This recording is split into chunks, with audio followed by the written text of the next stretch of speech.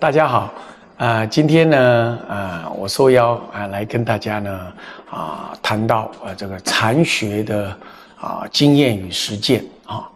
那么，因为我个人呢是天台宗的传人啊，那么天台宗是中国的第一个本土化的宗派，它也同时呢完成了这个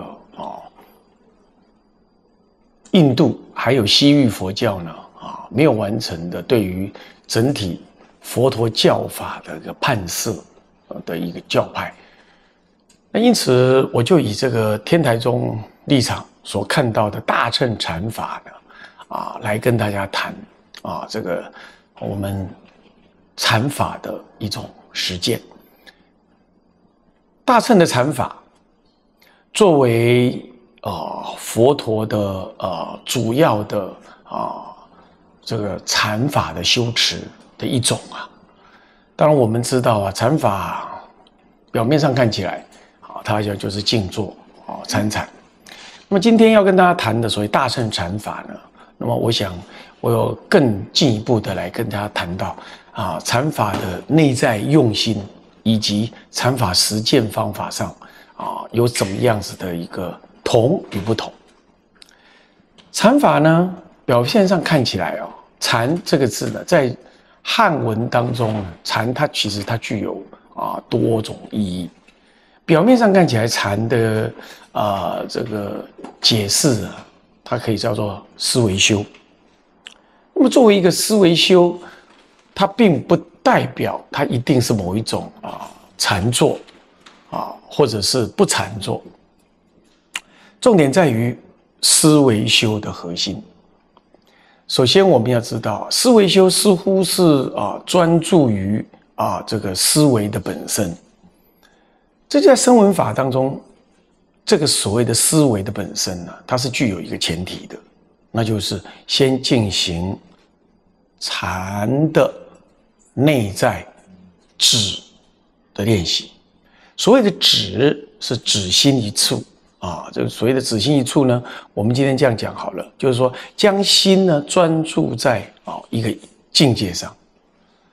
那么一般来讲呢，传统的声闻禅法呢，它主要的专注方法主要有两个。那么一个呢就是数息观，那么一个呢，那么就是不净观。这个数息观呢，着重在于将心收摄在一处那么就是所谓的止的意义。那么将这个内心的对于这个宇宙的理解呢主要发展在就所谓的不净。不净这个意思呢，表面上意思是不清净不干净其实它有更广大的意思，是指的不可贪染或者是不可爱这样子的意义。那么这叫做不净观。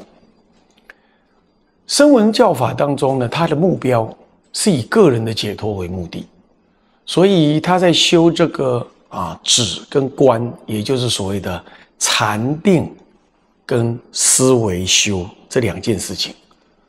它主要呢是先将内心里头的躁动的心呢止息下来，然后接着呢对于人间我们可能产生的不当的贪爱我们进行了观察。这就是所谓的不净观。那前面的数息呢，只是一种手段，作为一个不净的观察呢，以让我们对于世间不当的贪着给予放下呢，那是他的目的。那最终得到的是个人的解脱。那么这就是声闻禅法呢，它的主要的思想进入跟目的是这样。但是就像刚刚我所说的，大乘的禅法呢，并不是以此为主。怎么说呢？因为大乘的禅法，它的核心见解呢是菩提心。换句话说，你之所以要修禅法，之所以要静坐也好，或者思维修也好，是为了要发展菩提心。而发展有两个意义，第一个就是扩大你的菩提心，第二个意义就是根本就是实践你的菩提心。那么我们一般来讲说禅的实践呢，往往会被认定为那就是在那静坐，我就是这个参禅啦，或者进入禅定啦，这样叫做禅的实践。其实，在大乘法当中呢，禅的实践呢，并不以此为限，而可以进一步的说，往往这一部分是占很小一部分的。怎么说呢？因为大乘的禅法，也就是所谓的出世间上上禅。刚刚讲的那个声闻的禅法呢，那是出世间禅，还不到上上禅。什么叫做上上？上上就是两个上叠在一起说了哈，它就是究竟的禅法。那也就是说，佛陀出世，他的真正目的呢，是要你修的第三种大乘出世间的上上禅。那么对于外道一般的没有学佛的人他也可以为了修仙术啦，为了练身啦他也可以修他的所谓禅。那么那个呢，只是一般的味禅。所谓的味，就是说对那个禅定的感觉啊，很执着，有那种禅味。那我着于那个味，那叫做味禅。所以我们在佛教的立场来说，那么这个不是参禅的目的。那么第二个，我刚刚已经讲了，声闻人他修不净观，他完成他自己的这个解脱，这个看起来似乎也是一种修持，但是这种修持呢，是以自己的解脱为目的的。就大乘角度来说，那也不是佛陀真正要我们修的禅法。好，那么就回过头来讲了。那么大乘的禅法，那个真正的目的是什么？我刚刚说了，它是以发展菩提心、实践菩提心为目的的。可以广义的来说，所有的大乘行为、大乘的修持，都是围绕着菩提心而实践的。那因此参禅呢，当然也不例外。那接着我们就要问了，那么的菩提心是什么？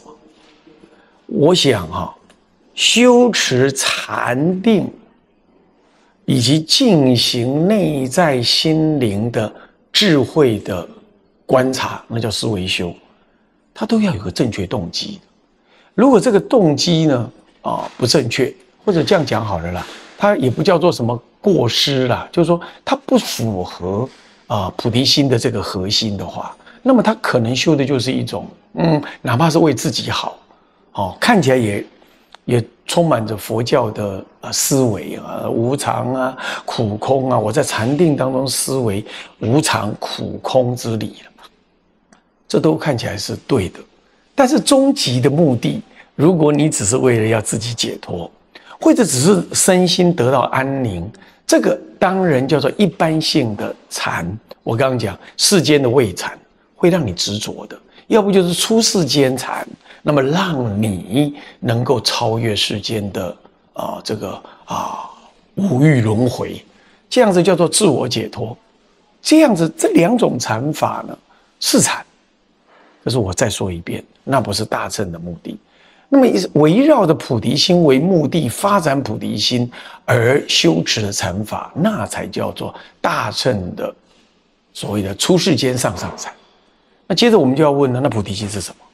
菩提心就是菩提，就是觉悟，就是觉悟之心。那这不就是佛教的一般意义吗？不，菩提心在特殊的佛教的用语当中呢，它指的是指我上求佛道，为欲令一切众生呢皆成就佛果。所谓的一切众生呢，里头并不一定要包含自己换句话说这个自己是不是已经成佛了，或者自己的修持是不是在这件事情上赶快去成佛，不是菩提心真正的目的，而是让众生早日成佛才是在修禅的目的。换句话说，围绕着这样子的目的呢，它是一种很大的慈悲跟很深的对众生不止的一种救度之心，以这种心情来修禅法，那才叫做大乘的修持跟实践。